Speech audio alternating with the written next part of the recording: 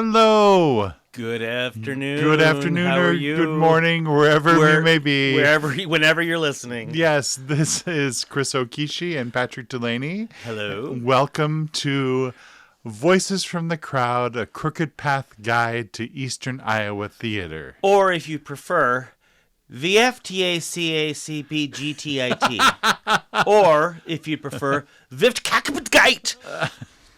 Which sounds a little bit like vomit. Yes, or a German expletive of some sign. I had Vivtkakabgate last year, but I got an ointment and went right away. Just a reminder to all our listeners out there, we are still soliciting suggestions for a name change. We did get a good option this week. Far and away, our favorite thus far is Aaron Pozdol's Over the Fourth Wall. Thank you, Aaron. Thank you. Thank you for heeding the call. Thank you for answering us in the ether. We so appreciate it. And speaking of the fourth wall, the play we're talking about this week is one of the first major productions to come into the American lexicon that directly erased the fourth wall again. Yeah, I'm going to stop you right there, and we're just going to talk about that segue. Speaking of the fourth wall, that was classic, Chris. You like well that? done. Thank well done, you. Well, I do my best to say yes and. Yes and. Maybe that could be the name of our podcast. Yes. Yes. Truth in advertising. All right. So do we have further ado before we talk about our play? Without further ado. And we're so excited to talk about this. This is a play that's near and dear to our hearts, as I'm sure it is to many of the people listening today. And it is Our Town by Thornton Wilder, by the way, with an N in the middle and an N at the end of Thornton. Written in 1938, but it had actually been put together in about 18 years before that. Started at the McCarter Theater in Princeton, New Jersey on January 22nd. It was only there for 5 days. Oh. And there were torrential rains that were occurring. So although some of it was sold out, the audience didn't all come. The producers were intending to take it to Boston. The ticket sales were also slow there, so they moved it right to New York and opened on Broadway on February 4th. So it had its world premiere in Princeton on January 22nd, and then moved to Broadway on February 4th. That's how you do it. That's how you do it. Why mess around? The Broadway critics were somewhat mixed. But Brooke Atkinson, the chief theater critic for the New York Times, was invited to an early rehearsal of the show in New Jersey, and then when it came into New York, was already a fan, and wrote a one for the ages review, calling it a great American work that will stand the test of time, and he proved prophetic. For those of us who don't necessarily know the story of Our Town, can you talk a little bit about that? We'll get there in just a second because there is some context around how this came to be sure. that is perhaps a little important first. The first piece of context is this is written by Thornton Wilder. Thornton Wilder had already had a Pulitzer Prize for writing the novel The Bridge of San Luis Rey. And then would win again 4 years later. He won the Pulitzer Prize for Our Town, and then 4 years later for The Skin of Our Teeth, and then would win the National Book Award for The Eighth Day in 1967. He's the only person to have ever won the Pulitzer Prize for a novel and a play. Which really? Is remarkable. Yes. All right. And a reminder about the Pulitzer Prize that is frequently misunderstood. It is considered to be the best of that season. But there is a caveat in that special preference should be given to things that specifically deal with American life. Oh. So Our Town and The Skin of Our Teeth, for that matter, are both very much in the vein of what the Pulitzer Committee is looking for. Oh. Yeah. So keeping that in context, other Pulitzer winners such as A Chorus Line and Sunday in the Park with George, all you can see having to do with aspects of the life of people who would either eventually become Americans or are Americans. All right. It was prompted by a visit to Rome in 1920 when he was a student. He was working on an architectural dig in Rome, and they were digging up information about a particular family that had lived in antiquity. And at the same time, the cars of Rome were driving right over the area where the dig was. And it suddenly struck him that the family relationships he was trying to piece together in this architectural dig and the family relationships that were existing around him in Rome and existing in his family back in Madison, Wisconsin, from whence he came, were not so wildly dissimilar. And the patterns continued, and it struck him as an idea for a play. And in the play itself, he references not things in singulars or in pairs, but in thousands, hundreds, and millions, to emphasize we are one piece of a much larger puzzle. He had two sisters who were writers, very literary family. His brother was at Harvard Divinity School, where he was one of the chief professors there. And interestingly, he had a stillborn twin. Really? Yes, which he had often wondered about throughout his life. The play itself had its gestation, as I mentioned, in Rome. It became more accelerated when, by chance, on a train to Florida, he met Jed Harris, the Broadway producer and director, who, as they discussed things, he agreed to direct and produce Thornton Wilder's first full-length play as soon as he completed it. And eventually he would finish the first two acts, write maybe apocryphally written the third act after a rainy night in Zurich, but more assuredly, Harris locked him in his country home and wouldn't let him leave until he finished Our Town in the fall of 1937. Jed Harris would go on to direct the original productions of The Front Page and The Crucible. So no slouch he. The structure of the play is interesting.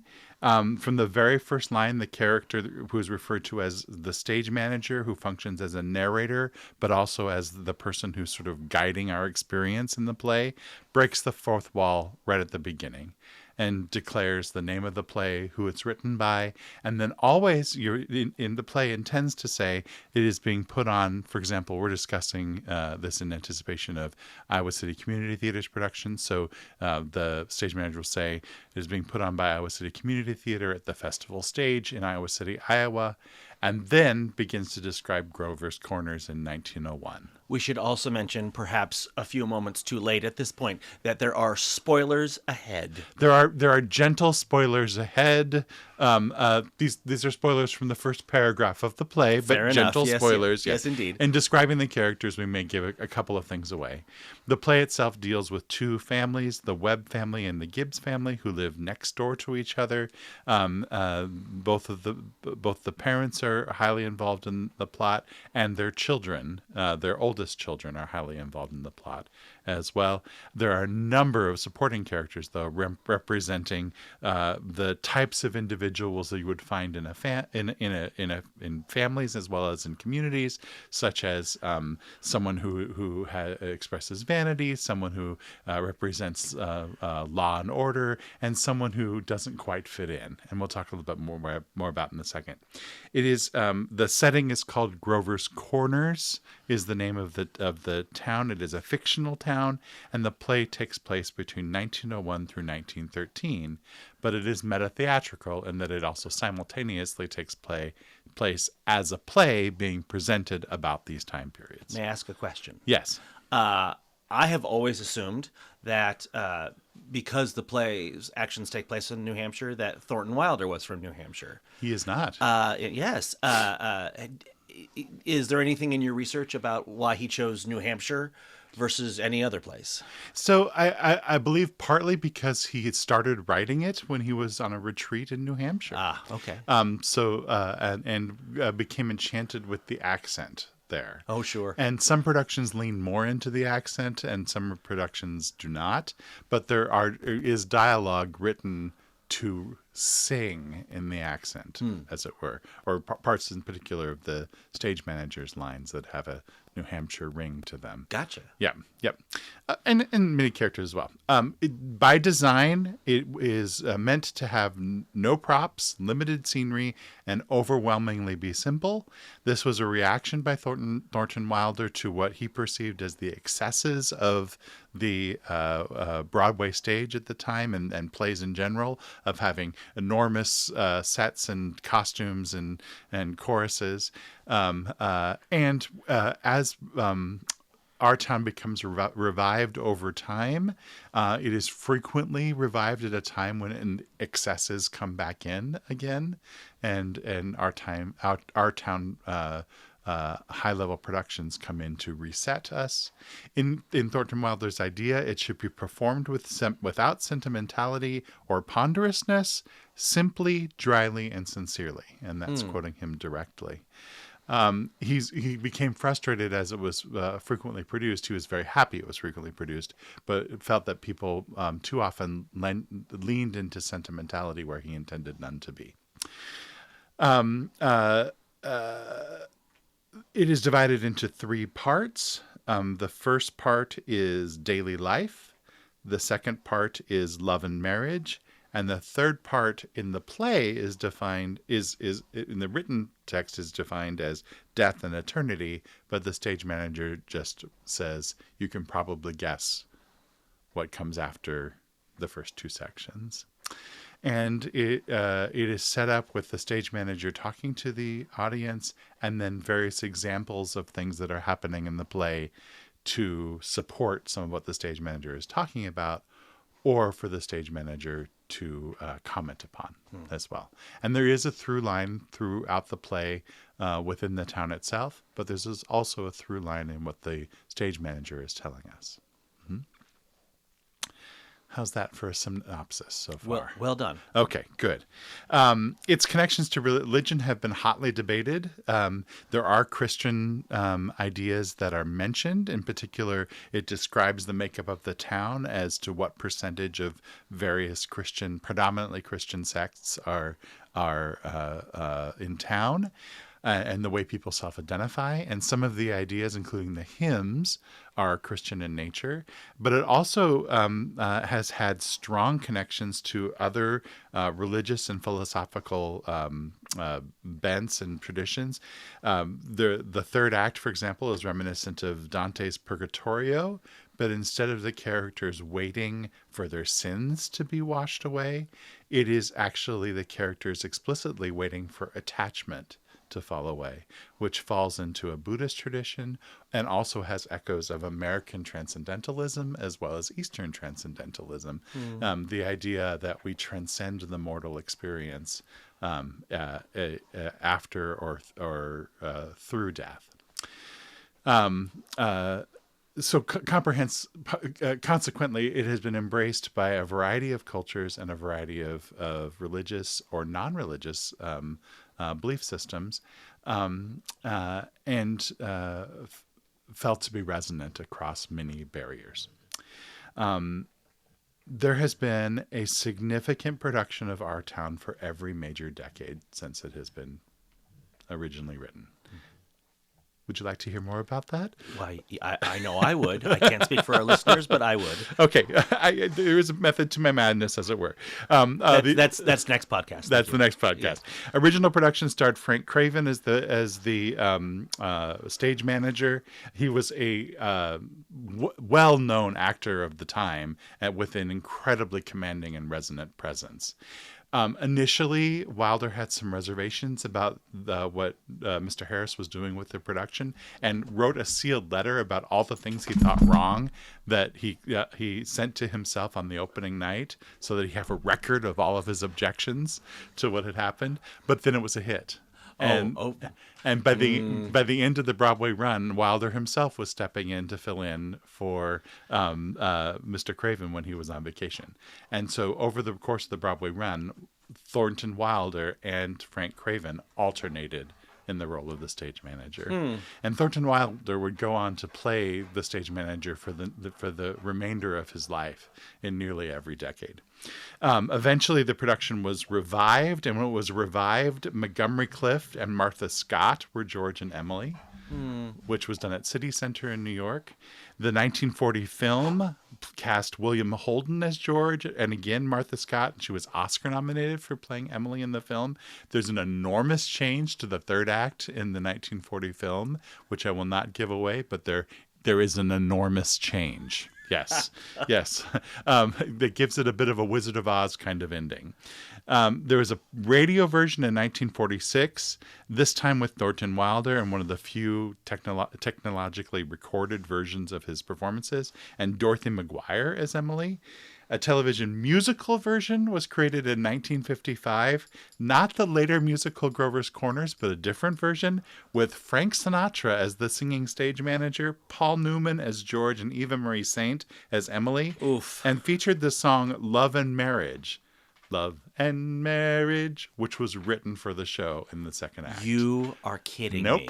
Nope. It's absolutely true. And it Unbelievable. Yep. Back on Broadway in 1969 with Henry Fonda as the stage manager. And then in the 70s, the television version with in 1977 with Hal Holbrook and Robbie Benson, the teenage icon of the 70s, playing George. And many of our generation, that's the first one we would have seen, because all through the 80s it was shown in classrooms. In 1989, there was another televised version on PBS of the Lincoln Center production starring Spalding Gray as the stage manager, with Penelope Ann Miller and Eric Stoltz as George and Emily, and featuring the great Frances Conroy as Mrs. Gibbs. And Frances Conroy, for listeners, went on to be the matriarch in 6 Feet Under, and also is part of the Ryan Murphy a series of horror shows. Yes. Well, bad choices that lead to Emmy nominations. Well, yes. Fair enough. Yes, and consistent work. She also has Tony nominations to her name and worked with Arthur Miller in his later life. Anyway, it was this production, the 1989 production, divided the critics. And in the 1980s, which was known as a time of sentimentality, a lot of the films from that time championed a feel-good narrative, and it was felt to be too unsentimental. And in fact, Edith Oliver, that's not correct. The critic for the New Yorker called Spalding Gray a blight on the American theater in reviewing Our Town. But other critics embraced it, especially for its unsentimentality. That is available for viewing. It is relatively easy to find on the interwebs and for rent and purchase. The 2002 version with Paul Newman was also broadcast. With Jane Curtin and Jane of Saturday Night Live fame, and Jane Atkinson, Tony winner Jane Atkinson, as Mrs. Gibbs and Mrs. Webb. Again, it divided the critics, but now we're in 2002, and it was felt to be too sentimental, especially with Paul Newman in his twilight years as the stage manager, giving a physically commanding but vocally somewhat frail performance. Again, that's also available, broadcast on Showtime, and readily found on the interwebs.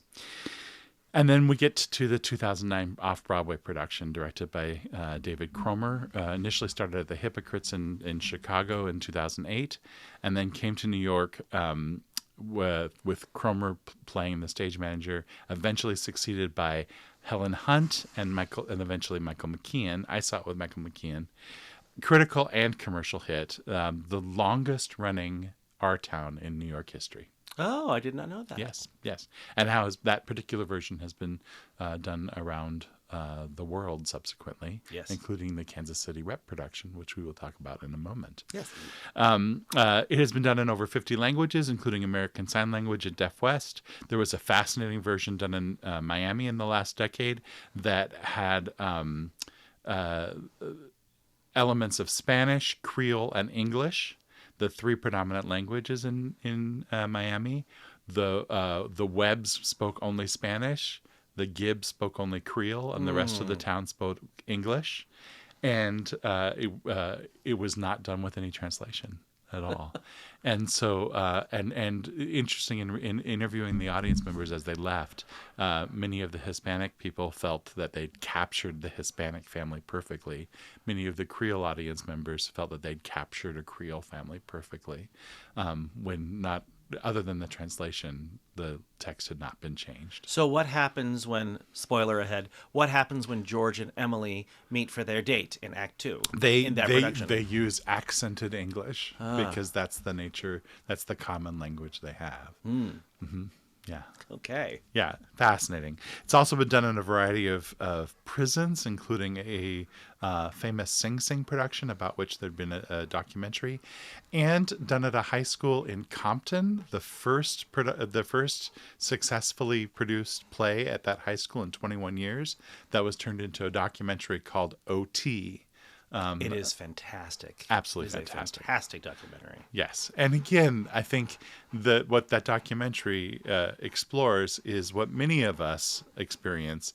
The initial response to Our Town is a feeling of sentimentality or of something that doesn't necessarily resonate with us. And then the more involved we get with it, it becomes authentic to our experience, and seeing that transformation in that documentary is wonderful. Yeah. It is 648 productions were produced in the United States, Hawaii, and Canada within its first year of availability back in 1939. It is the largest moneymaker for Samuel French in the history of the Samuel French organization. It is still consistently one of the top 20 produced shows in the United States, and has rarely, if ever, fallen out of the top 20 in its entire history. There's a quote I'd like to just add about it from Charles Isherwood about it in his review of the David Cromer Our Town, and he says this: "Our Town is not a play about the evaporated glory of a simpler yesteryear. On the contrary, it whispers to us the urgent necessity of living in the here and now, which is all anybody in Grover's Corners ever had, all anybody anywhere really has." Locally, the most recent productions, it's been done a lot, as you can imagine. In 2012, the City Circle Theater Company produced it as part of its first season at the Corville Center for the Performing Arts. I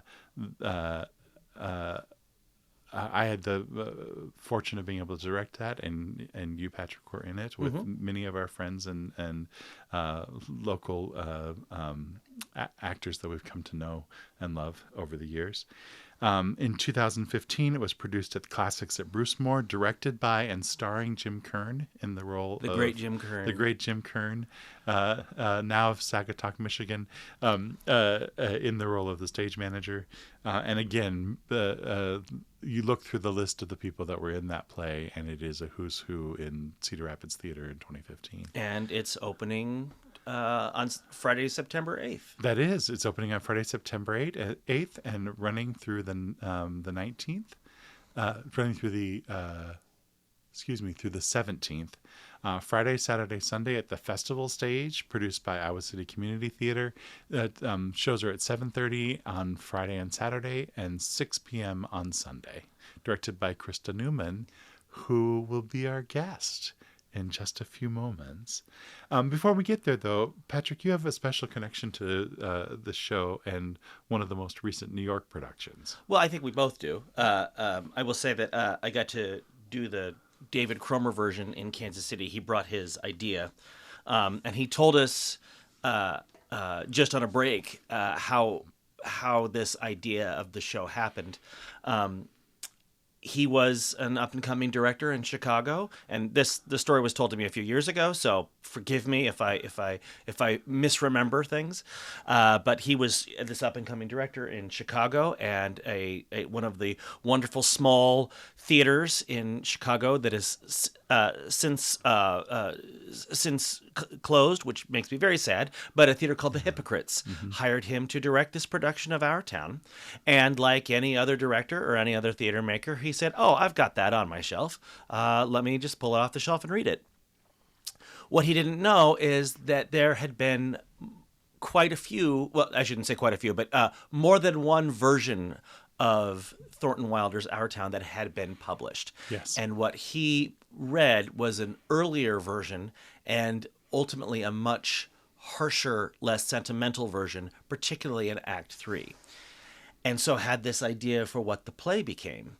And then, as the play approached and people got their scripts to prepare for the show, he read what he'd actually be directing and realized that the text was dissimilar in many ways, but he still thought his idea of the play would resonate in the current iteration. And so that's what he directed. So it is unsentimental, it is straightforward. And his production is famous for, and again, if you've not seen David Cromer Our Town, spoilers ahead, but this is fantastic and fascinating. There is a moment in Act 3 where Emily, who has died, wants to go back and see her family again. And just wants one day. And the stage manager insists that it be an unimportant day. And she says, a birthday that I had as a girl. And up to now, the David Cromer production had been very traditional, only a bare stage, only tables and chairs. And relatively simple but contemporary costumes. Yes. Yes. And the stage manager says, all right. And he goes to this curtain that has been on stage this whole time, this large curtain, and he pulls it back. I get yeah, I know. choked up thinking about it. He pulls this curtain back, and behind the curtain is a hyper-realistic set of the Gibbs, or the Webb kitchen, up to and including actual bacon frying in a pan.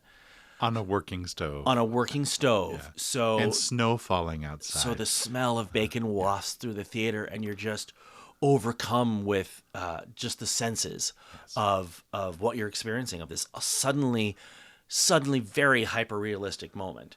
And it is meant to really punctuate this idea that the idea of the play, which is, does anyone really appreciate or experience life as they live it? And taking the idea of life is not a dress rehearsal sort of to the extreme of that we've been experiencing life with these sort of bare bones tables and chairs, and all of a sudden you are confronted with this beautiful, vibrant, wonderfully smelly set. Full sensory. Full sensory, and the effect of this. The effect of this was overwhelming on the audience. This was not a show that was ever supposed to go to Off-Broadway, but the response to Chicago audiences at the Hypocrites was such that they began to think, well, maybe there's something to it, and it built this reputation and a name, and everybody wanted to see it. So then that was what allowed them then to transfer to an Off-Broadway run, which allowed people like Helen Hunt to say, oh, I would like to be in that, and why it had the run that it did. I loved being in his production. It was a special and difficult experience, but I feel very, very fortunate that I did. Yeah, I think you bring up a point, and I wanted to talk a little bit about the ways in which people have approached our town over time, because even though there are a couple versions of the script, but they're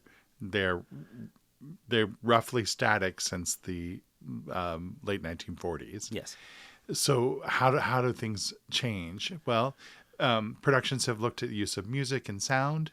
The David Cromer production commissioned a score that was played on stage by Simon Stimson, the choir master, that represented his feelings of alienation and separateness from that town. The others have used an offstage score, or have continued to use thematic elements from the hymns, or it has been very, very bare, and we just hear the howling of the wind, or we hear just the sounds of the theater itself. So different choices have been made about that. And also, as far as lighting and use of props, scenery, and costumes, those are all decisions that have been made to lesser or greater extent and to lesser or greater effect as time goes on, and what audiences are and what theater makers are feeling are necessary at the time. I think the play rather gets an unfair reputation, and I think it's often done by well-meaning high school teachers Sure. saying, "Well, this is a large cast, and it's cheap. There's no, there are no sets or costume or scenery or costumes or props to speak of." Right. It's not a spectacle. It is not per a se. spectacle, but also, and I think this is the hidden truth of that is and in what you're talking about with the fact that it can be adapted to a variety of time periods or even regionally. It can take place all over the country. Right. Is that the play is kind of perfect. The play can take it.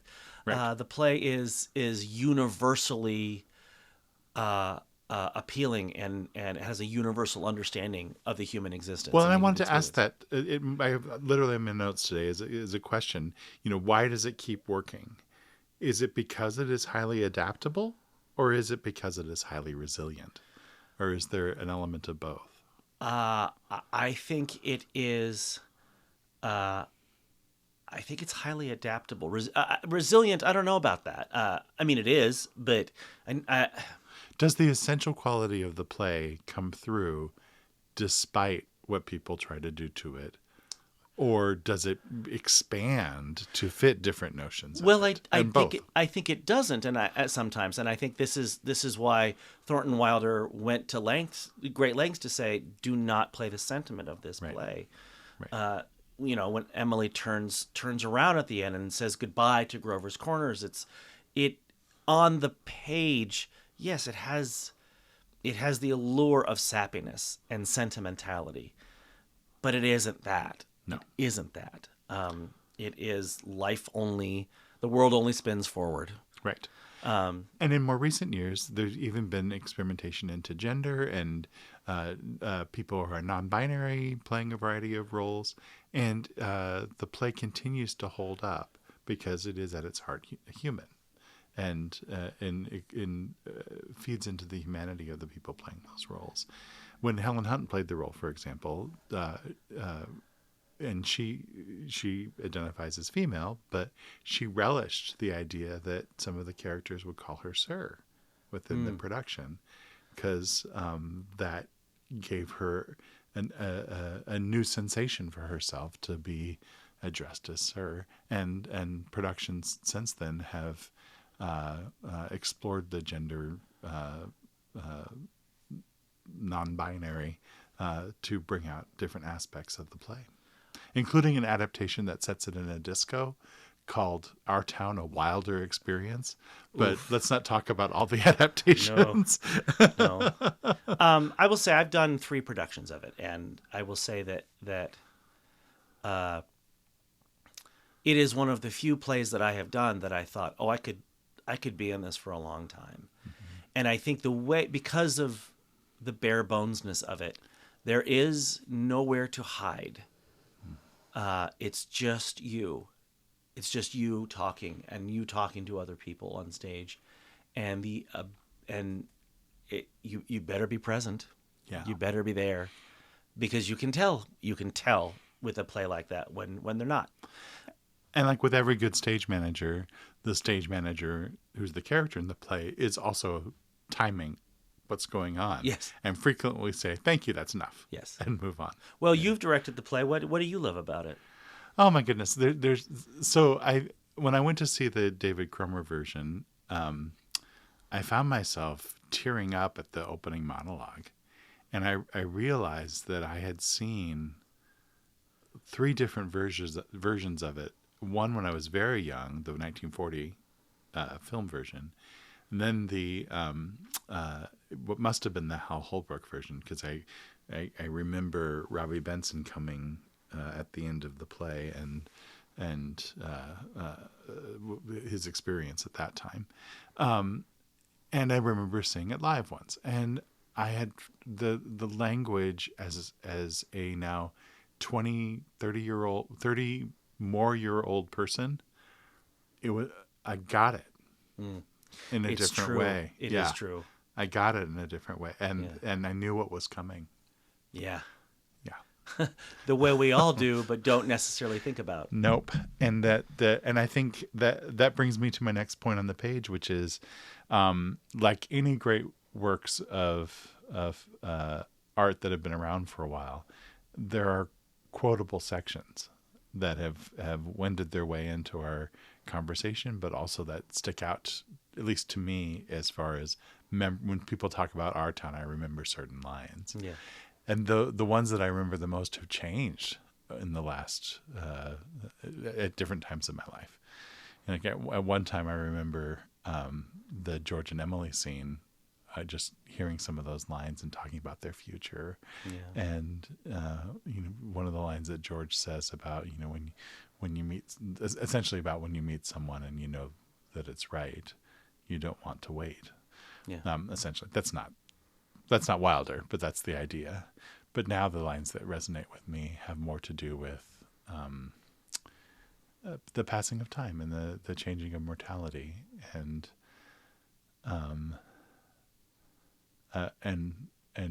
the humanity within all of us. Yes. Are there specific lines that, I mean, I've never been in a production of our town, so I never had to memorize or put things into memory. Are there? And you've had 3 different goes at it. Yeah, I mean, curiously, it's none of my lines that I remember. It's I just have to tell the truth and shame the devil. Yes, that's the one that always sticks out to me that I always like. Yes, which is an Emily line. and it feels like a turn of phrase, but isn't necessarily. No, it's not. So great. I love it. Yeah. One other comment in looking at all of the different productions that have been at the top tiers, but also locally, you can tell where the focus of a production is going to be by the way that they deploy the star power. And in some situations, it's frequently the stage manager, but the rest of the characters, the star power shifts. Like in the Paul Newman version, I thought it was interesting that they went for the luxury casting in the 2 adult women, and made that consequently be a bigger focus in that particular production. Where in Spalding Gray, they went for the luxury casting in George and Emily. Yeah. Mm-hmm.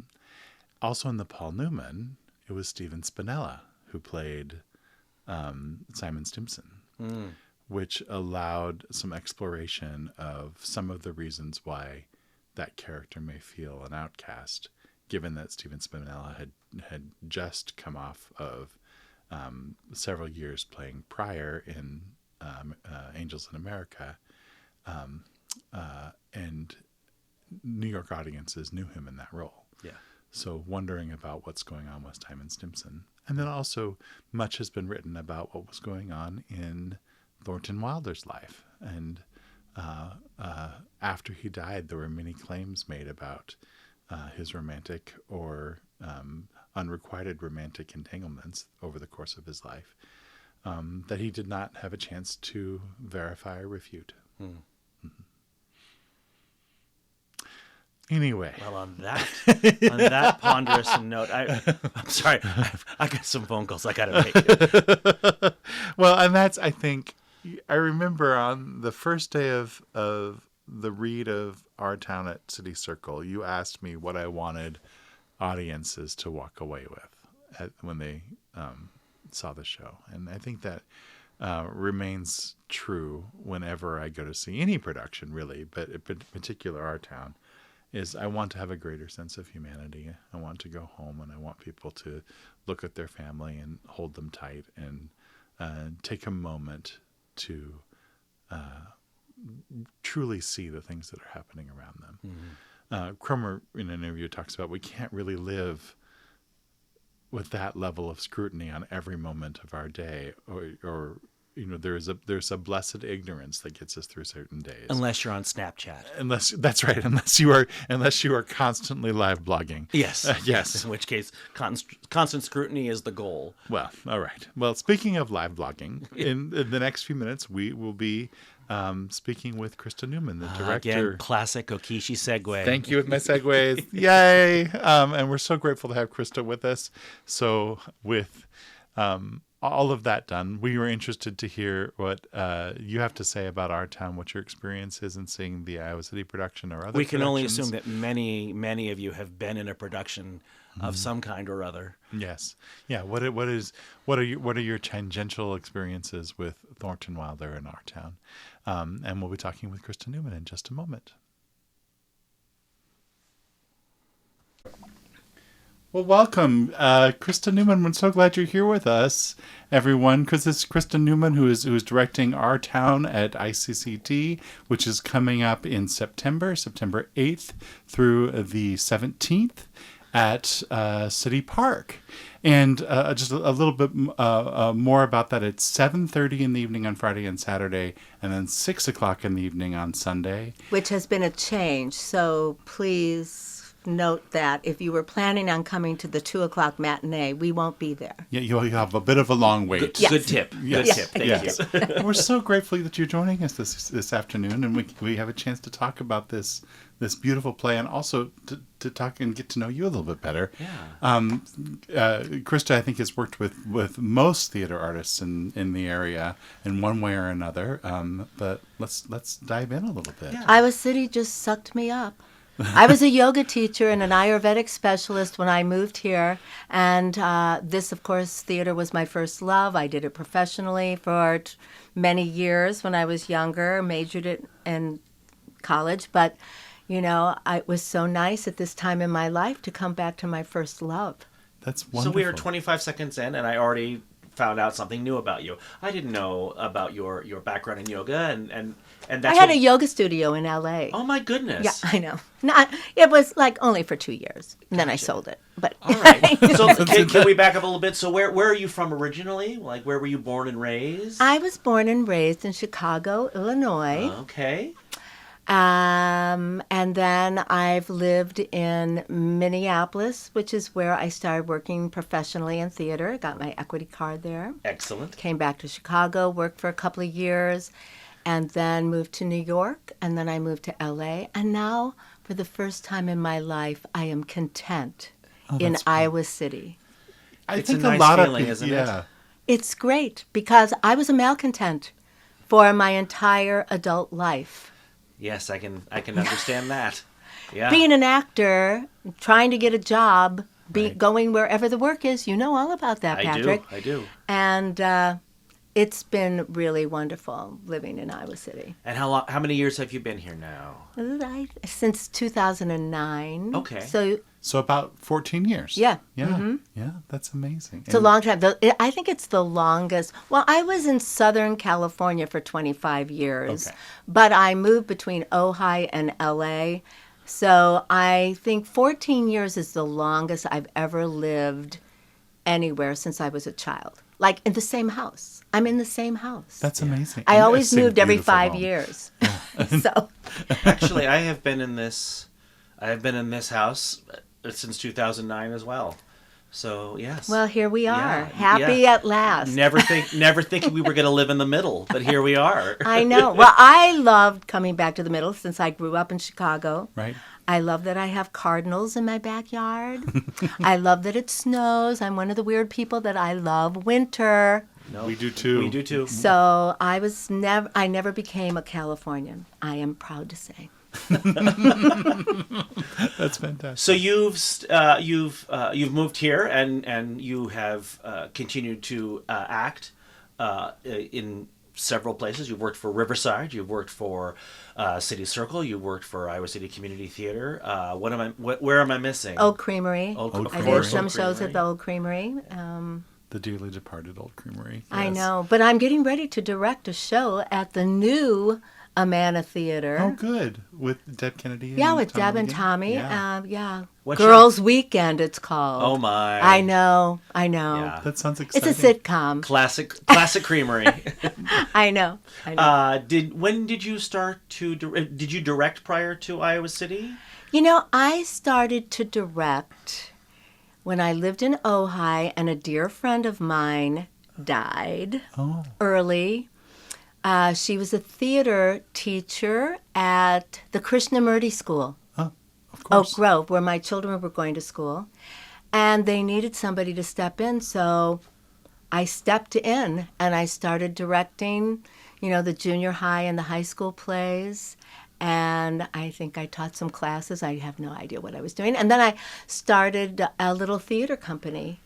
And my big claim to fame in my theater company was that I did a wonderful production of Godspell with, what's his name?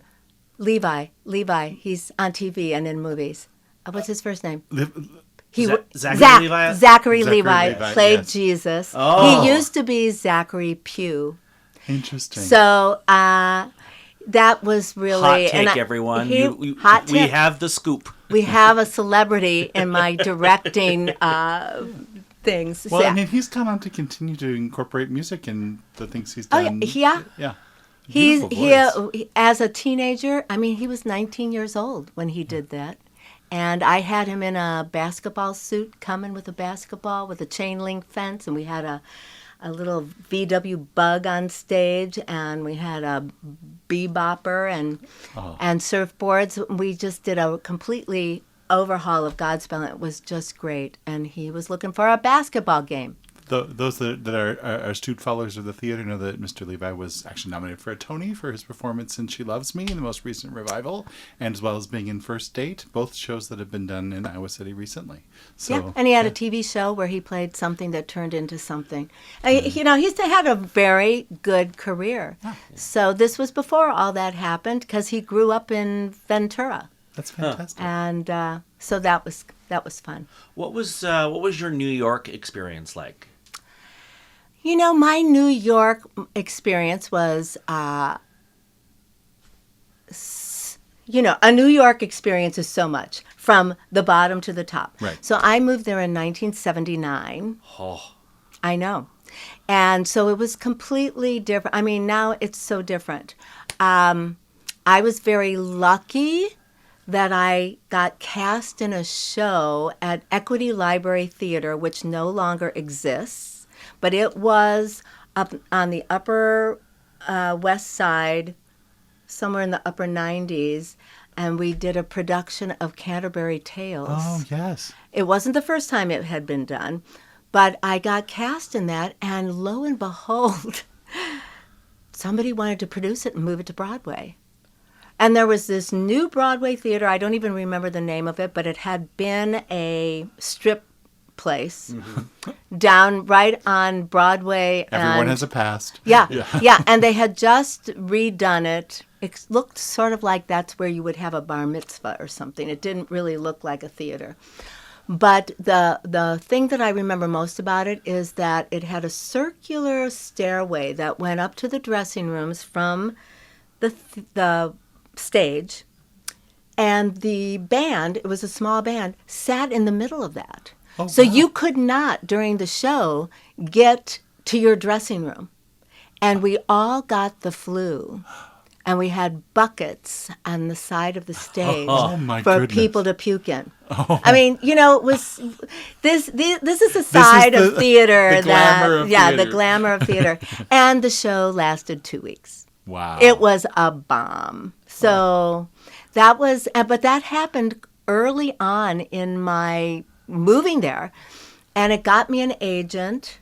Back then, you had to have an agent, and you had to, and I was lucky. I was already Equity when I moved there, because back then, now I think it's different. it is. Yeah, I agree. I don't think you have to be in Equity in order to make a living doing theater. No. Well, and I think the market is certainly more saturated now.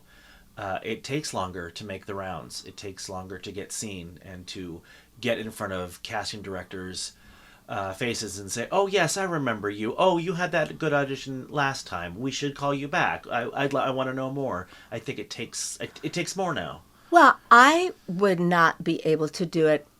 Well, if I was younger, I would learn. But now you have to submit videos. You don't even get that live interaction. Back then, everything was live auditions. And so even if auditions in a theater too, right? well, in the theater, but there were lots of buildings down there on 6th and 7th and Broadway, that are still Ripley there. Greer, it's still there. Yeah, they're the rehearsal halls, Yes. and so there was always these old buildings that just smelled great, And I just remember it was such a great experience because even if I didn't get the show, I felt great going in. I was a musical comedy person, so I just felt great that I got to go in and sing my little heart out at an audition. And you felt good about yourself. And I don't know that I would feel necessarily good about myself on a video alone in my home. Yeah, it's a different experience. It's a whole different experience, One of Patrick's mentors talked about how when you get to audition and when you go to audition, sometimes that's the performing you do. Only time you're going to act that day, so you should enjoy it. Yes. Yeah. Yeah, exactly. So it was very exciting. I did get, because I got an agent quickly after the Canterbury Tales thing, and they happened to be two people that worked at the agency. The Gage Group was my agent, and two of them I had known in Minneapolis. So, it is one of those things where it's all who you know. That's right. But now what was I going to say about that? Did that I started working a lot. But, the thing was, I worked outside of New York more than I worked in New York. Well, I think that's frequently the way now. It's you move to New York to get work out because everyone comes to New York. Right, and the two dinner theaters that I worked in, Candlelight and Chanhassen, that's in Minnesota where I did work. Yeah. That's where I got my equity card. It starts with a D. It's a town outside of New York. Anyway, there were two dinner theaters, and I worked there a lot. Yeah. And they're gone now. I mean, dinner theaters have evaporated, and they were great for musical comedy people. It's true. Because you would work for 3 months. Yeah, it's always 8 shows run. a week for 3 months. And at the right dinner theater, you get dinner with it. Well, I don't remember them ever feeding me, really. And I don't know that I would have wanted to eat the food. I think we ate in the car going up there. Yeah, because sometimes those theaters, you can eat, but they want you to go through the line. Some of the dinner theaters I worked at, you're like, "Hi, how you doing? I'll see you soon, but right now I'm just eating some prime rib with you." So yes, different experience. Yeah, and then of course I went out on the road for 9 months with Annie, the second national tour of Annie, which was a highlight. Yes, I played Grace, and Reed Shelton was my Daddy Warbucks, and he was the original, and he was so kind, and we became really good friends. We were both Libras, and so we loved each other. Libras always love each other. We are both Libras. We are both Libras. Oh, you're kidding? We're having a love fest. Libra. It's No amazing wonder. we got anything done today at all. But it's a room full of balance. Yes, it's true. Well, so was Reed, and Jane Canal was the Miss Hannigan. Mm-hmm. Oh, and interesting. she was amazing. Well, so talking about a show like Annie, I think people have an idea of what Annie is, but it's so much more than just someone singing Tomorrow. Right. There's a lot going on in that show. There is. But then we went to Las Vegas, and they cut Annie down to a 2-hour show, which actually kind of worked. And it was very disappointing because they were cutting it down to a 2-hour show, or maybe even a little less, and we were going to do 2 shows a night and make a ton of money. Yes. But then it fell through. So that we didn't do 2 shows. We didn't make a ton of money, but we still had the cut down version. So I don't even know. I don't think there was an intermission. It was sort of like the fast version of Annie. Right. And I can't even really remember what was different about it. But have you heard about the now legendary production at Trinity Rep that happened one performance? Anne Bogart's production? Anne Bogart's, yeah. And I don't know how much of this is apocryphal, but the story goes that they did Annie, completely as written, did it completely straight until the very end when Annie wakes up in the orphanage. It was all a dream, and she sings one verse of I think it's Tomorrow. Curtain. And they immediately got a cease and desist letter from was it Martin Charnin? Martin Charnin. Yes. Yeah. Yes. And again, I don't know how much of that is true and how much of that is legend, but I love that. This is story. the same director that put South Pacific in a women's prison and sort of would reimagine. She'd do every letter and every word of productions, but have put them on their ear. Oh my God, Yeah. I would love to have seen that. Can you imagine just No. Oh God, I can imagine actually after doing them for 9 months. I can imagine. Yeah. The curtain goes down. There's no applause. You're just like, what just happened? Oh my goodness. I love that. I love that story. So we've gotten to know you here in the area as an actor, certainly, and you just finished a terrific run. Yeah, with I everybody. was going to ask about this. Can you, just because it was such a unique experience, can you talk about everybody a little bit? You know, it was it was really, I was so lucky that I only had to play death. Right. You know, thank God, because the 5 young actors that had to play everybody, literally 5 different roles they had to learn. And then people ask me all the time, was it really a lottery? And it was. Yeah, listener, this is everybody that was at Riverside Theater this past summer, and the show starts off essentially with a lottery pulling out and assigning 5 actors 5 roles that may not be the same role they played the night before or a role they'll ever play again. Right. Mm-hmm. And it was really scary for them at first. I mean, rehearsals were a nightmare for them. Luckily, I didn't have to go. Yeah. You know, so I did not witness how exactly, but you know, they would do one part and then the next one would do it the same. But the director, and now, oh God, am I going to forget his name? Jacob was great. He's from New York. What I really admired, I learned a lot about directing. Not that I'll ever be in that situation doing something like that because it's so unusual. He really made the space for each one of those actors to do each of those 5 roles completely in their own way. Right. And I think as I'm not a trained director, but I've directed a lot since I've been here and even before, but I think it would have been really tempting for me to want to make the roles all kind of consistent. Mm-hmm. And he didn't do that, and it was a real learning experience for me. I was really kind of in awe of that. So I watched most of the show every night because it was so much fun. Yeah. Yeah. Because it was different every single night. Well, because like even if it was the same everybody that had played it the night before, the other roles were switched. Right.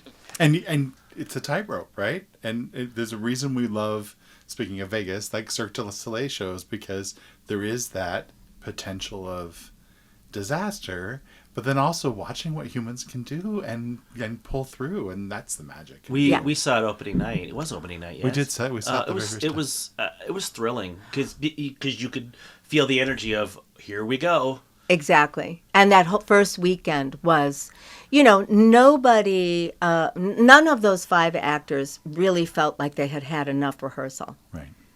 I mean, one person hadn't played everybody since the previous Friday. Oh. And we were opening on a Friday, you know, which is kind of terrifying. I mean, and in the rehearsals, they very seldom got a chance until Tech Week, and then you know how Tech Week is, frantic, but to go from the beginning to the end, doing everybody or doing one single role, the role of everybody who is consistent then once you've been chosen. Right. But, you know, they had done maybe the first part or maybe the second part or maybe the third part. So but not stitch it all together. Not stitching it all together. I think it's a good reminder, though, because, I mean, just to think about what theater is supposed to be.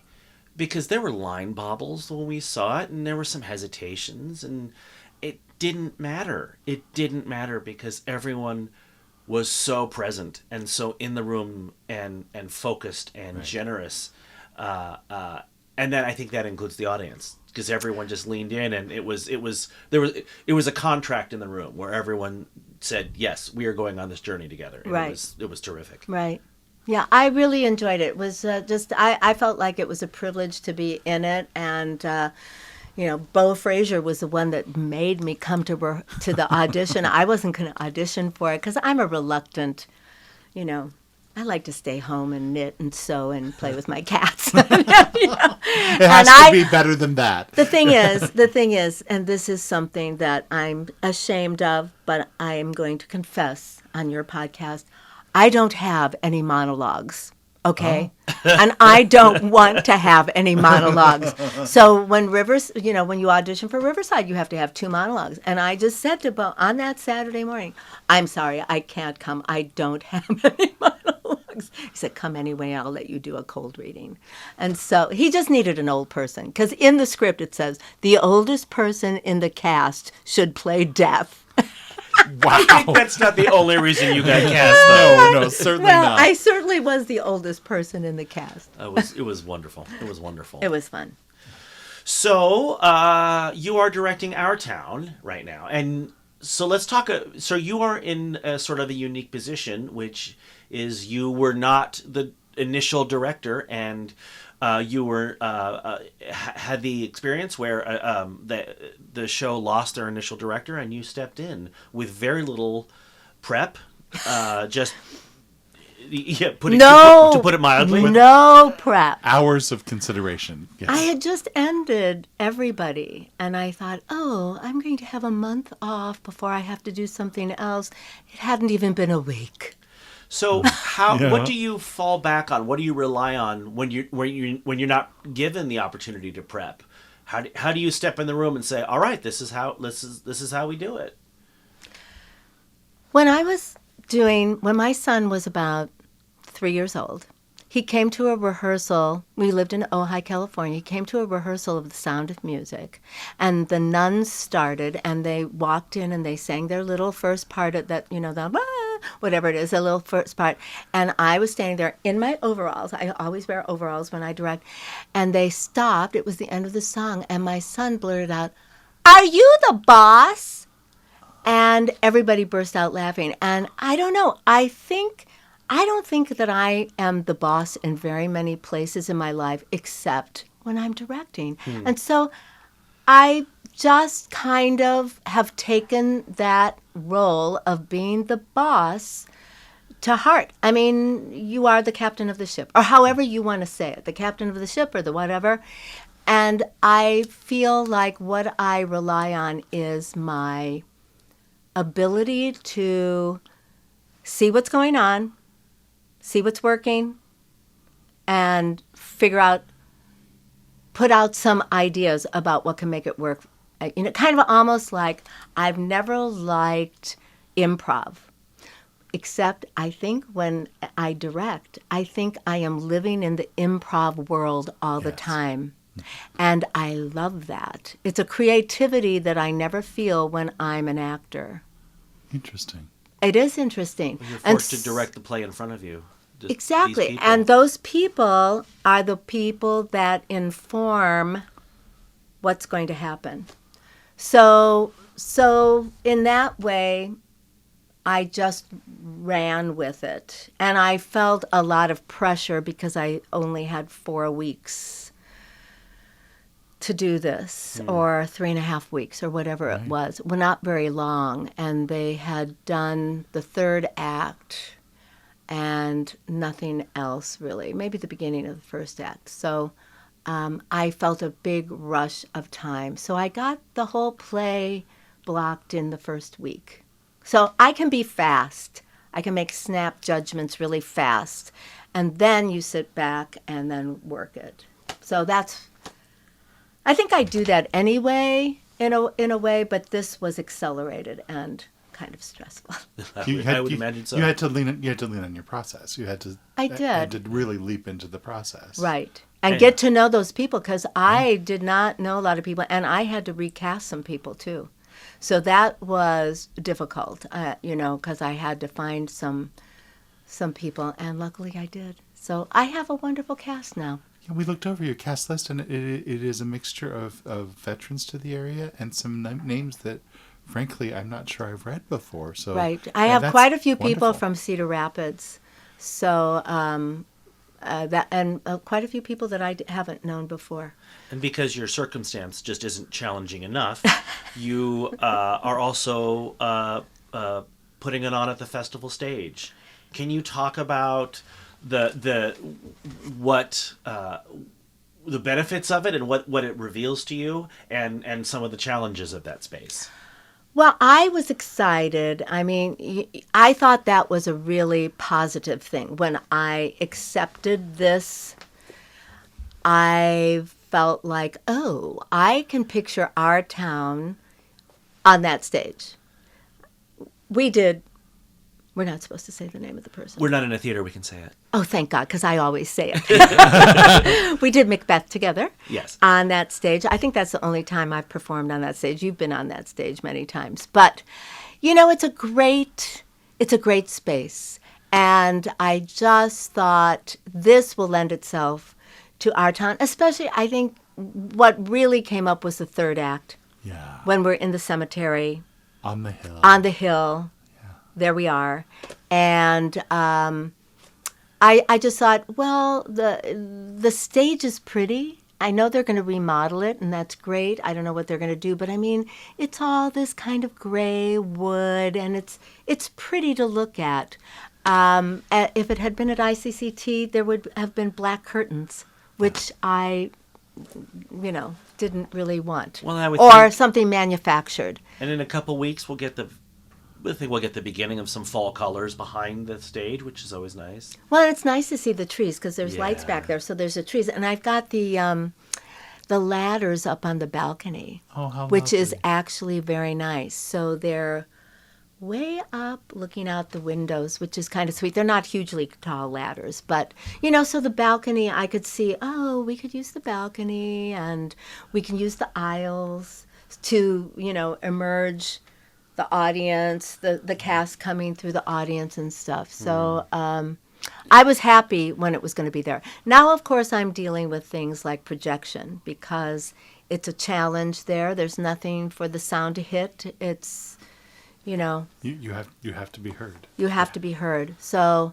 and then there's motorcycles going down Dubuque and people. softball games that yeah, sometimes occur, exactly. And helicopters. Quinceañeras, yes. Mm-hmm. Going to the hospital. So, there are it's not the perfect place. Like when I did Godspell in Ojai, it was in an outdoor space, but it was Ojai. That there's no noise going on after 7:30 at night. Yeah. Town closes up. Everybody goes to bed. So it's quite a bit noisier here. I just saw something in Central Park at the Shakespeare in the Park stage out there, where the flight path to LaGuardia goes right over there, but at the parts when the play was most working, it didn't matter at all. When I've told people, and now in rehearsals they're not doing it so much, but I said, you just have to hold. And it's all Look right. at the helicopter going over, or don't make any jokes, don't interrupt with the flow of the play, but don't try to talk through. And in the park, there probably might. So Yeah. in Central Park, also does we're help. not miking. So Well, I think the other interesting thing you talked about, like the third act being on the hill and everything, but so much of the play in general takes place in outdoor spaces, whether it be just in the yard or on the street, or Right. and just that nature of where communal spaces are, and right, the beginning of the play, the stage manager, the character of the stage manager, gives you the layout of the town. Right. So here we are. Here's Main Street, here's this, here's that, So it really does lend itself, I think, very well to being in that space. And the previous director had negotiated with Riverside. They left their lights after 12th night Oh, and their light boards. So that was good. Oh, yes. Yeah. That helps. That was very good. And so we now have to manipulate them. I just got my lighting guy last night, so we're going to be doing that next week. And Well, we can't wait to see. yeah, Yeah. We've been talking a lot because Chris and I have both been involved in multiple productions of this play, and we love this play. But that almost more than any other play we might talk about, it comes with some interesting baggage, and it comes with some preconceived notions about what it is. I think probably because of sort of innumerable well-meaning high school productions and very sentimental, well-meaning young actresses. Goodbye, Grover's Corners. But the play isn't actually that. Thornton Wilder has been quoted a lot saying that he detests sentiment, and the play is not meant to necessarily be sentimental. Why do you think the play endures? Why our town? Why do we still do it? I know. I never write director's notes. I was tempted to do it, but I just don't have time. But in so many director's notes, it's how does this play, apply to our life now? And I'm not intellectual enough to really write a good piece on that. But, basically the play is written in 3 acts. It's about daily life. We all have daily life. Our daily life may be very different than life was in 1901, but it's not that different. We get up, we have our coffee, we have some breakfast, we go off to work or school, we come home, we interact with our neighbors and our friends and our families, and we go to bed at night. Now that sounds really boring, but that's what we all do every day on some level. And then the second act is love and marriage. So if we're lucky enough, we have experienced love. Some of us marriage, some of us not. But, we have love and relationships. And a little bit of what we get to see in our town is how a very young couple kind of find that, which is very endearing. I don't want to use the word sentimental either. And then ends with a wedding. And then the stage manager, until the third act, he doesn't really talk about, he says it's daily life, love and marriage, and then what comes next. And so what comes next is death, and that's something that we all are facing. So I think it's very appropriate to the human condition. I mean, I think that's what he was writing about, was the human condition. And he gets a little mystical about it. He gets philosophical about it. He never really gets religious about it. He plants a lot of seeds that I think will send people thinking about it. Yeah. That's the hope, that people ponder. It's not hard to understand. It's not a play that's hard to understand, but I think it is a play that you could ponder. So it's really beautiful. With. Yeah, and resonate with. I think one of the challenges for me as a director is this is a technical thing, but getting the rhythm of the play, because there's different rhythms to each act, and it's really hard to steer the rhythms away from sentiment or from getting gloomy at the end. That's my challenge that I'm really working with the cast on now, because I think I talk a lot to them about playing against what's happening. Yeah. So, how wise. Yeah. Well, that's it. It just seemed, because boy, when you don't in this play, it's you know it right away. Well, both of you have done plays that have beautiful language in them. Macbeth certainly, but other plays that you've had that are celebratory for the language. And Our Town also has, even though it's spare, has beautiful language. And I can imagine an actor would have a challenge to not want to relish or indulge in some of that language. But you're right, that is not the play. Right. It is not a poetry recital. Right, exactly. Mm-hmm. Exactly. And I think that I can understand why people would fall into there's some traps, and you have to just be careful or be aware of what those traps could be. Isn't that what a good director does, though, in some I hope ways? so. Yeah, I think so. How do you solve the problems? How do you avoid the traps? Right. Yes, exactly. Yeah. I have one other thought real quick, just because we've been talking about the last 4 or 5 months of your life. So you were encouraged to audition for a play by one director that ended up being directed by a different director, wherein you were cast as Death. Then another director needed to leave a production. You were asked to join it. You had just been the embodiment of death, and now you're directing a play that culminates in the Death. in the mortality of life, and you're being asked to do it in the way that life comes to us so often, with no preparation. Right, except for the fact, and I don't want to be a downer, but I have to say this, my brother died 2 months ago. Oh my goodness. Right before, in the middle of everybody. Oh, I didn't know that. I Krista. know, well, I share it with people that I can share it with, but it was right in the middle of everybody and right in the middle of my Broadway boot camp that I do. I mean, it was, there's never a good time for death. But I'm going to always remember 2023, the summer of 2023, of being this very intense, death-focused thing. And I'm hopeful that these 2 plays are actually helping me grieve the loss of him. And after it's over, maybe I'll just completely fall apart. And I hope I do. I mean, That's part of it. It's yes. but it's like, why has this all culminated like this? You can't help but ask that. But what I think then is actually death is all around us all the time. And it just is when it hits you personally that you become aware of it. And that's kind of the whole thing of Emily going back at the end of Our Town. Why don't they see us? Yeah. Why don't they look at each other? It's kind of profound. I've got goosebumps. Yeah. Kind of profound that we just can be so blind to a lot of it until it really hits us personally. So it's hit me personally big time this summer. So Yeah. it was.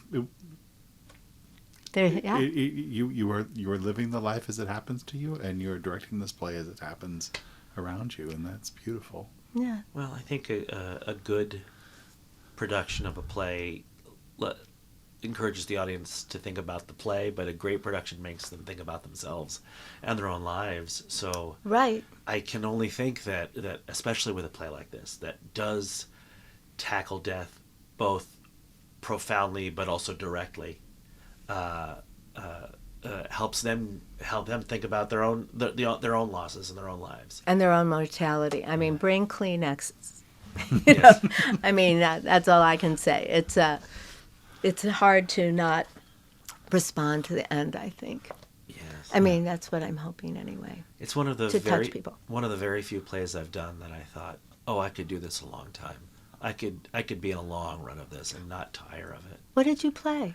I've played Mr. Webb twice, and I played Simon Stimson for David Cromer, and that was a treat. Oh, wow. Yeah. So,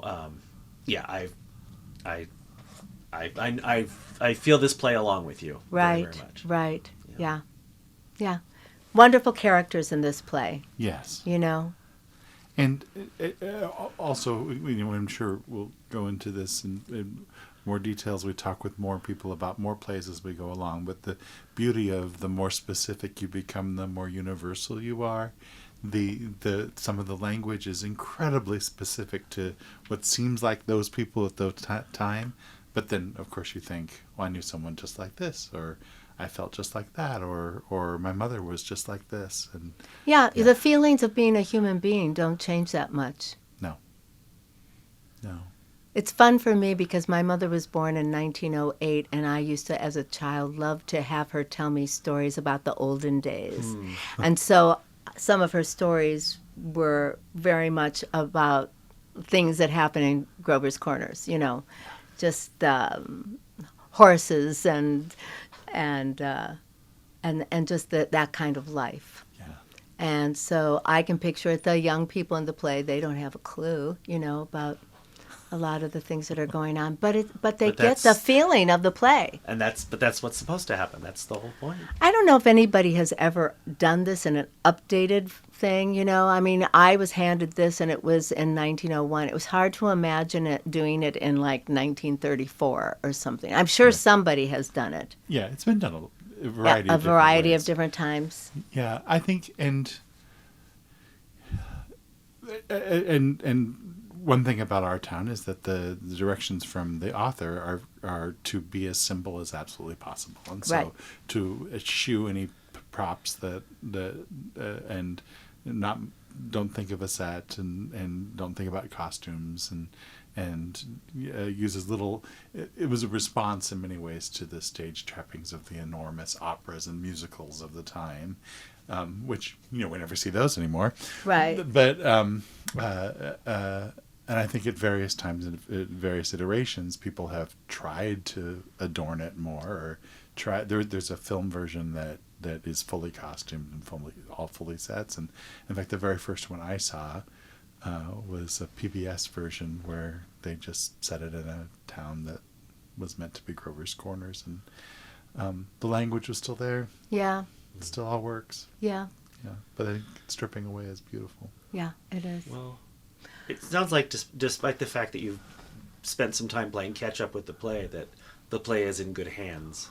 Yes. Well, I hope so, and I have had. Michaela Sturtz has been wonderful. She's my assistant director. She was on board before I came in, and she has played Emily not that long ago up in Marion. I always forget the name of that theater company, but the Giving one. Tree? Yeah. Mm-hmm. And so she knew the play very well. So she's been a big asset. And Peyton Proud was at ICCT, they call them liaisons, but she's really turned into now the producer and the stage manager, because I also along the way lost my stage manager. Not the character. Not the character. The other one. Yeah. So, I tell them every day, I couldn't do this without you too. So, and this core group of actors who have been really committed to this. So I'm grateful for all of that. We're excited to see it. Me too. We know we're speaking to you in the thick of it all, but last night, I just have to say, that moon was oh my right. goodness. Like if you were on stage, it was right out there. Where it wasn't right there when Emily says, "Oh, isn't the moon terrible?" It was down here, but later on in rehearsal, that moon last night. Oh my was goodness. amazing. I was so happy I was outside and at that theater for that moon. And if I'm thinking, I know how it's situated. Act 1 will occur during a sunset for you. Yeah. And I can't imagine as we head into the end of Act 1 with the crickets starting to go we have a lot of we have live sound effects and live music too. Right. On stage, which is kind of, I inherited that, but Rachel Burchett is doing that, and that's lovely. Lovely. So, all kinds of lovely things. So, thank you for having me. I think we're winding down, aren't we? Well, you're in charge, so I think we are. Yes, we would not. We're not going to argue with the boss. Krista, thank you so much. Thank you very much, us. Krista. We really appreciate it. Thank you. I needed this. Our pleasure. Our pleasure. I needed to laugh and carry on. Well, thank you, Krista Newman, for stopping by and talking to us. That was illuminating and,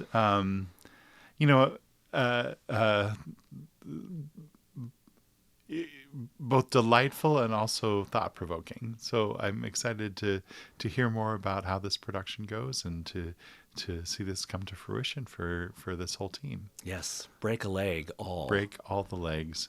Not literally in City Park. No, because it's outside. It's outside. Yeah, there's lots of stairs. There's lots of stairs. Yeah. Yep. Well, a reminder that is opening on Friday, the 8th of September and running through the 17th. Friday, Saturday, Sunday, Fridays and Saturdays at 7:30 p.m., Sunday at 6 p.m. And as mentioned, it is free to the public. They are accepting free will donations, of course, especially towards their building project as they are putting together a new home for Iowa City Community Theater, and we wish them well. And we'll talk more about that as the year goes on. Yeah, it's going to be a good weather for it this weekend too. Yes. Yes. So, Patrick, one thing we forgot in our last podcast, there's my transition. Yes. Was but that was direct, which I enjoyed. Was our rosebud Speaking thorn. of crickets outside, rosebud thorn. Rosebud thorn. Yes. So a reminder, a rosebud thorn comes from our niece Penny, who in her class has been encouraged by her teacher to think about three aspects of their life: a rose, something that is going very well; a bud, that is something that's coming soon to fruition; and a thorn, a sticking point or something unfortunate happening. Did I correctly describe that? Yep, Yes. yep. So, Patrick, tell us about your rosebud thorn. My rose at the moment, which I guess is sort of buddish, but we're not going to split hairs on this. My rose is that Riverside announced their trip to Bountiful cast. Oh, my and goodness. it is so Oh. good. First of all, Jody Hovland is going to be on Hovland. stage, and every time Jody Hovland is on stage, it's a better play, and we're very, very excited about that. But there are some returnees. Martin Andrews is coming back. He was last in Iowa City for Walk in the Woods. Yes. Yeah. Excuse me. I was going to say The Winter's Tale, but you're absolutely right. The Walk in the Woods last year. So he's making a triumphant return. Jessica Murillo, who I thought they had like left and Peaced out. moved to DC. I don't know if she's just back for the show or they're moving back. But she is back for the show. It promises to be Jessica exciting. Murillo Kemp. Excuse me. I apologize. Yes, Jessica Murillo Kemp. So yes, that is my rose. And Jessica Link as well. Oh, that's right. Jessica Yes. Link. Yes. Playing somewhat against type, I Really? should point out. Yeah. Good. 'cause- Good. Yep. Yeah. So Yes. so So that promises to be an all-star cast. all-star cast in an amazing production with several similarities to Our Town. No less. Yes. My bud is, pardon me, shameless self-promotion coming this way. My bud is that my production of Hamlet is getting ready to open in a few weeks. It's also a little bit my thorn at the moment, the way things can go in rehearsal. Also, it's Hamlet. It's kind of hard, but we have an unbelievable. But it's also an all-star cast. But it's also an Yes. all-star Oh, my cast. goodness. And we're going to be talking about Hamlet will be our subject for our next podcast. So I'm looking forward to that. Excited about that. A special thanks to Dennis Green, who hosted you and Ray this morning on his show Culture Crawl, which we're always grateful for an opportunity to go talk to Dennis about that. And then my thorn is more nationally based, which is we keep reading about the laying off of staff in various theaters. The Steppenwolf Theater took a hit. The Public, the Looking Glass Theater, also in Chicago. All of this is based on audiences that just have not returned. I suppose the silver lining of it is that it is forcing all of us to reevaluate what American theater can be and should be. But what does not change and what needs to change is the fact that audiences are not back yet. So my thorn is disguised as a plea, which is support your local theaters, and not in a take your medicine kind of way, but in the fact that when theater is good and particularly a community-based theater where you are watching these people on stage and then you're seeing them at the co-op the next day and buying apples, and you say, hey, I saw you in that play and you were wonderful. Yeah. Broadway doesn't offer that. The ability to say, we are your theater. We are here for you, and we are going to tell you the stories that you want to hear. Right. Maybe sometimes the stories that you need to hear that will sometimes shock you or even anger you, but also lift the burden of life off of you for a moment. Yeah. no other art does that. Not in the same way, not in that communal way. And you cannot get it from Netflix. You cannot get it from streaming. It only happens in a theater. So please get your tickets. Go see a show. Not for our sake, but for yours. Yes. All right. Yeah, and just that reminded me of something that Roger Ebert, the great Chicago film critic, talked about when he was confronted sometimes by people that read his column about him recommending movies that they thought sounded depressing, and because of the subject matter, and he would say, and I think rightly, that subject matter in and of itself, when you see a piece of art, isn't depressing if the art itself is created in a wonderful, brilliant, and heart-forward way. Stories of any subject matter can be thrilling and uplifting and in some ways joyful as a reminder of our human condition. And that what is depressing is something that is done in a cynical way or in a way that does not seem to care for its audience. And the theaters that we're talking about are specifically in conversations with their community. In conversation with their community in a fundamentally joyful and artful way. Yes. Yes. All right. Thank you. All right. Chris? What is your Rosebud Thorn? So you ended with a national idea. I'm opening with one. My rose is that this fall there are 2 productions of Stephen Sondheim and collaborator musicals in New York that will eventually be available across the country. One is a much maligned show called Merrily We Roll Along that has been reworked for the first time returning to Broadway since the Harold Prince directed version that essentially ended the string of successes between Harold Prince and Stephen Sondheim. This new production stars Jonathan Groff and Daniel Radcliffe and Lindsay Mendez and is opening in the next few weeks. And then also in New York at the somewhat unprepossessing named location called The Shed is a new Stephen Sondheim musical, likely the last we will ever see, called Here We Go, which he was collaborating on with the playwright David Ives when he passed away. Local audiences will know David Ives from All in the Timing and also Venus and Fur, productions that have been done here in the last few years. So that's my rose. It is a better world having lived at the same time as Stephen Sondheim and be able to see re-examinations of his work and also new works that are coming to fruition. My bud has to do with another new work that we're terribly excited to be involved with. This past summer, the director Kristen Hange and the playwright Rob Bell came to Mirrorbox Theater and gave us the opportunity to have a reading of Rob's new play called We'll Get Back to You. It was a wonderful, wonderful one-night reading, and we are working with Mirrorbox Theater to have a full production this spring. And we will be sending out information about how you, our listeners, and other individuals, actors in the area can submit to become a part of this production. So more information to come, and we are hopeful that you'll be able to come see this world premiere show this spring, which is Mirrorbox's